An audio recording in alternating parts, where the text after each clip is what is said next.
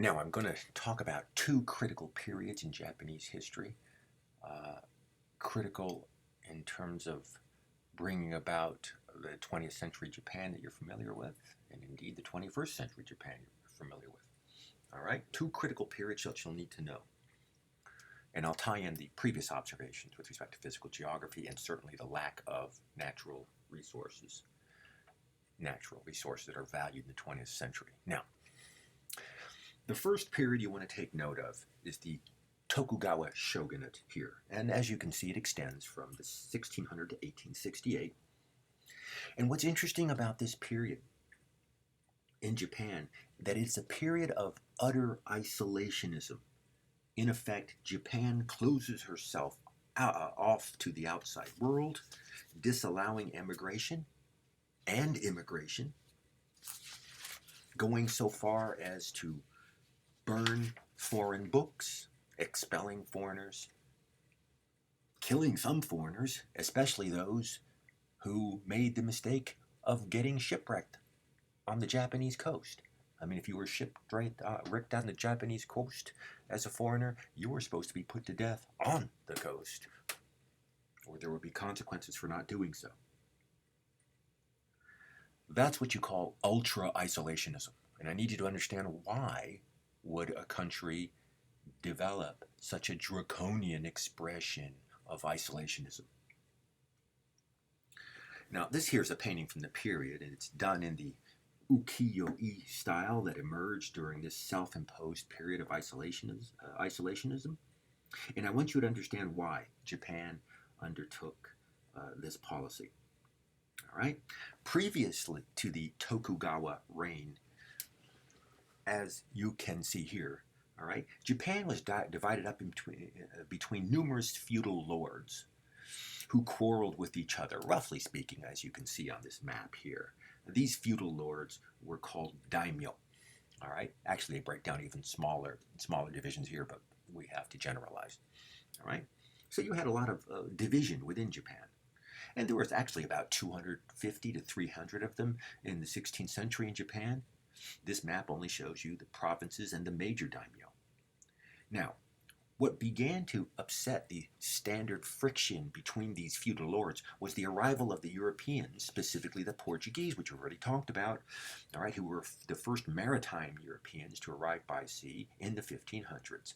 All right, they would soon be followed by the Dutch and, of course, others in their wake. All right, and let me boil this down as simply as possible, saying that the Europeans brought two key things that would transform Japan. Here they are. One is Christianity.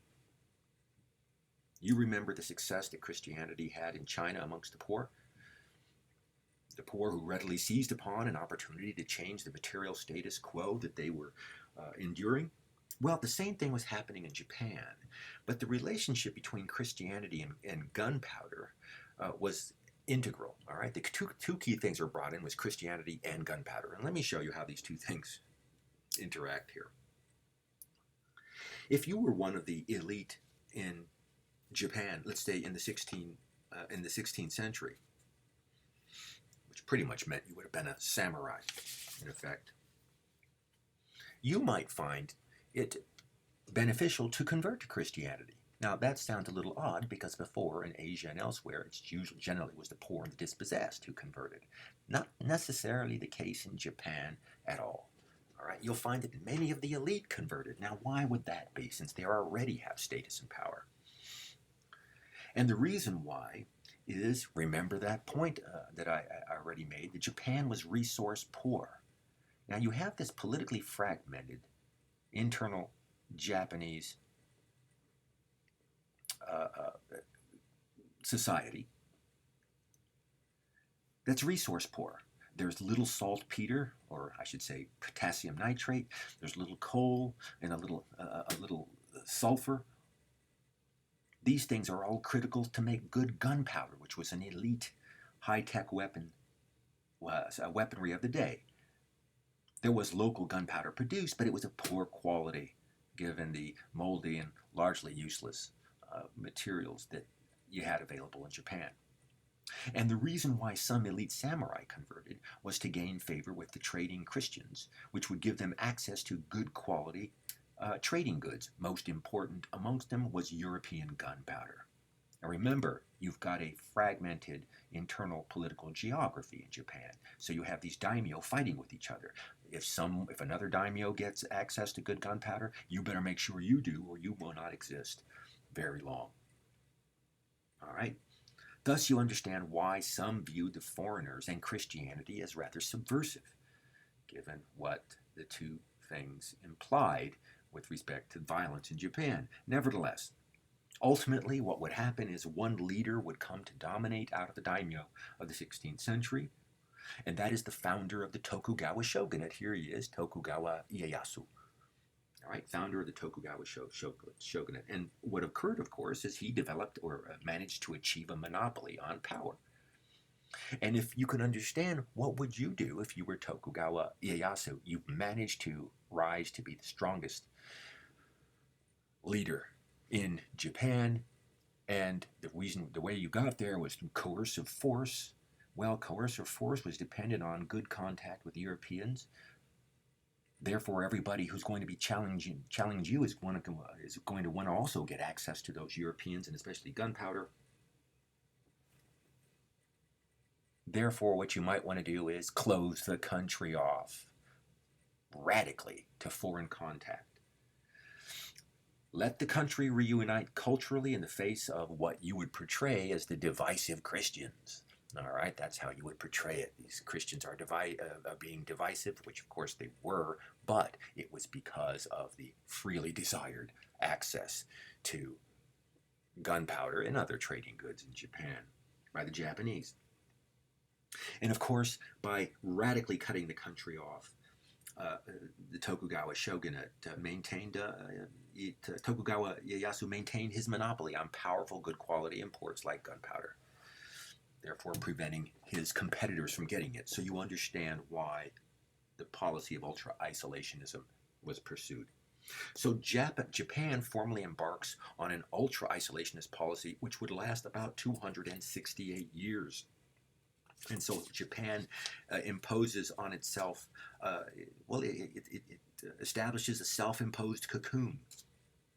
And it's in this period of ultra-nationalism, ultra-isolationism, that Japan developed some of the cultural expressions that you now know today when you see them as fundamentally Japanese. Let me give you some examples.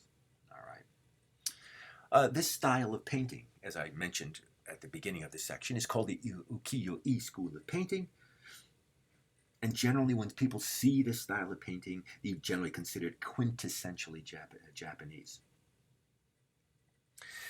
It was developed during this period of time, or blossomed, I should say.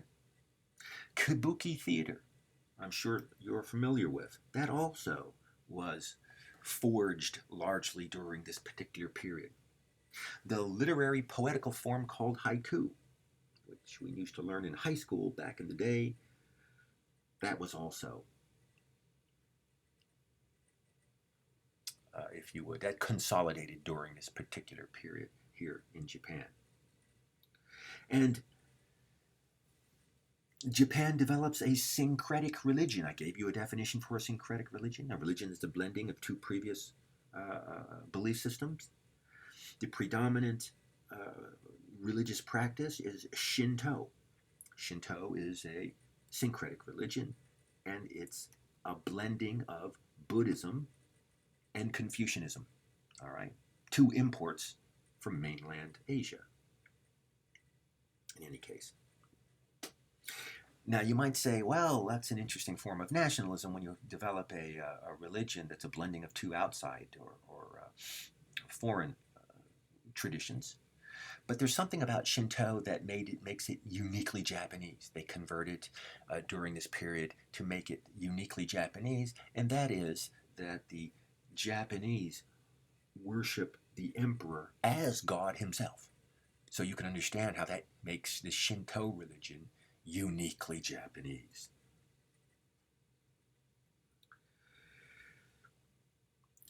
There's obviously a strong, strident anti-foreign, pro-Japan sentiment of nationalism that prevails in this self-imposed cocoon.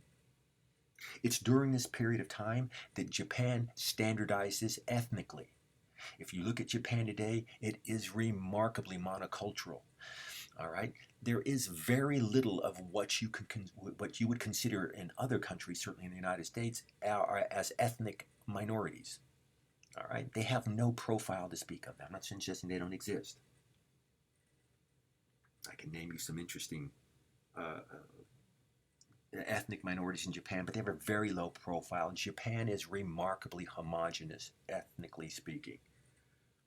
And this was, of course, forged during this self-imposed period of isolationism during the Tokugawa shogunate. In fact, I believe it's considered one of the most ethnically uniform countries on earth, especially for the size of its population. All right, so it's good to know that, lest I ask you on a test. Okay, so you see a linkage there between Christianity and gunpowder brought in by the foreigners, and the relevance of Japan being resource poor, and the relevance of that to Japan's period of ultra-isolationism, which is the Tokugawa shogunate. All right. Now, hold that in mind.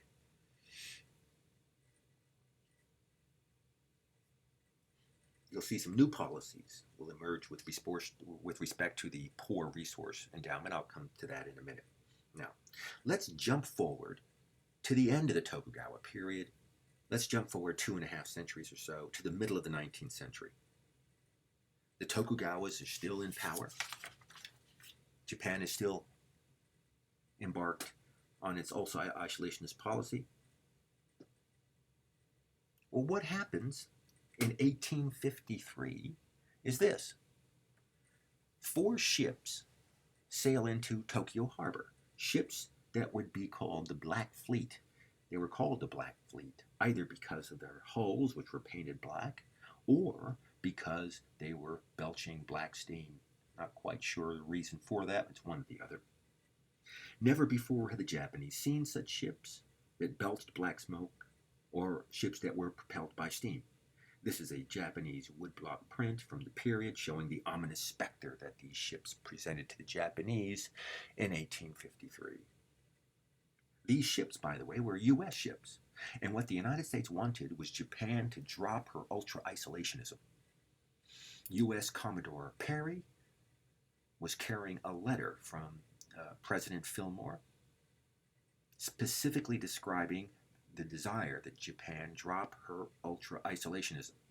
And the reason why the United States is here in the Western Pacific trying to get Japan open is remarkable, because you must remember, it's the middle of the 19th century. The United States hasn't fully subdued the 48 continental states yet. In fact, many states out west and in the center of the country aren't states at all. They're still territories. You must ask yourself, why is the United States, which has not gained full control of its continental core in North America, why is it knocking on the door on the other side of the planet in the Western Pacific for Japan, a country that appears to have no natural resources of value? Why is it there trying to get it to drop its ultra-isolationism?